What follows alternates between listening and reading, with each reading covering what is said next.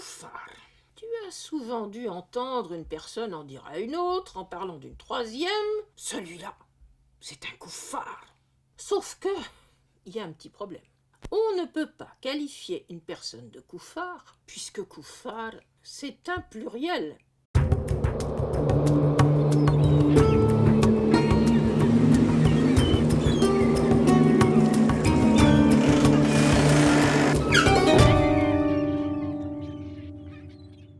Alors on reprend depuis le début à la racine. Tu te souviens du petit jeu de grammaire pour retrouver la racine? On commence par supprimer les voyelles. La racine, on l'a déjà dit, c'est les 3 consonnes qui restent. Donc ici, on a quoi? On a K, F, R. Et hop, tu tombes sur le verbe en remettant 3 voyelles pour le vocaliser. Le plus souvent, on ajoute des A. Ici, ça donne kafara. La première signification de kafara, tu t'y attends pas, mais c'est recouvrir. Et kuffar alors, son singulier c'est kafir. Maintenant, tu peux dire, sans te tromper, espèce de kafir. Je ne serai peut-être pas de ton avis, mais au moins, tu le diras correctement. Kafir, c'est un participe. C'est celui qui recouvre quelque chose. Je te vois venir. Qu'est-ce qu'on peut bien recouvrir? On va essayer de comprendre et on va commencer avec les mots du Coran. Dans le Coran, il y a plusieurs sens, selon ce qu'on recouvre.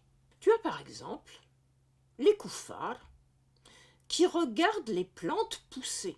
Ceux-là, ce sont les laboureurs, parce qu'ils ont recouvert les semences de terre. Tu vois, cela n'a rien à voir avec ce que disent les gens. Mais il y a aussi 2 autres sens dans le Coran. C'est pour dire recouvrir ce qu'on ne veut pas voir.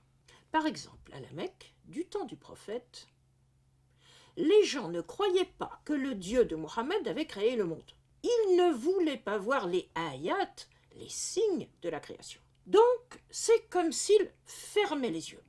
Dans ce cas, les kuffars, ce sont les récusateurs. Et puis, il y a aussi ceux qui ne veulent pas reconnaître qu'ils ont reçu des bienfaits d'Allah. Donc, ils ne se montrent pas reconnaissants.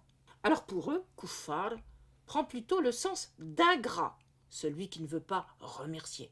Dans la société de Mohammed, on ne pouvait rien faire contre les kuffars. On ne pouvait pas agir contre eux. Les kuffars, ils étaient simplement menacés de l'enfer. Mais à l'époque des conquêtes et de l'Empire, entre 656 et 661, et puis encore en 680, plusieurs guerres éclatent entre les tribus pour des questions de partage du pouvoir politique et pour les bénéfices des conquêtes. Ce sont les fitnas, cela veut dire la désunion des tribus. C'est là que les extrémistes de l'époque inventent le takfir.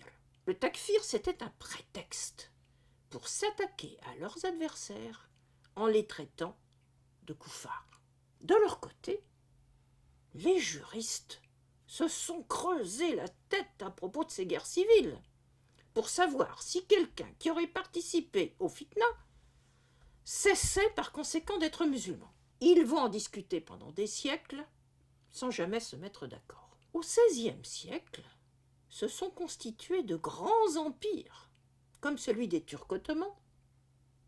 Et comme tous les empires, ils menaient des guerres extérieures pour étendre leur territoire ou pour se défendre. Mais à l'intérieur de l'empire, le pouvoir faisait en sorte qu'il existe une diversité des courants musulmans. Il n'en choisissait aucun.